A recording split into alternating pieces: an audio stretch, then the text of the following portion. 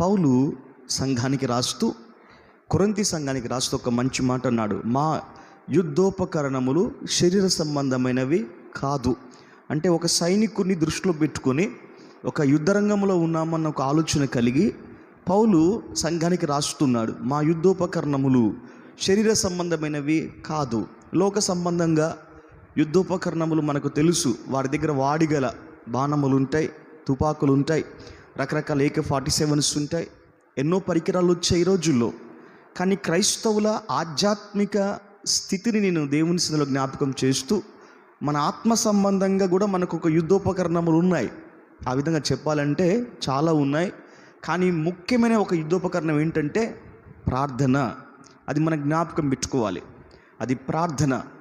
విశ్వాసం అనేది ఒక యుద్ధోపకరణమే, నిరీక్షణ అనేది, ఈ విధంగా చాలా ఉన్నాయి.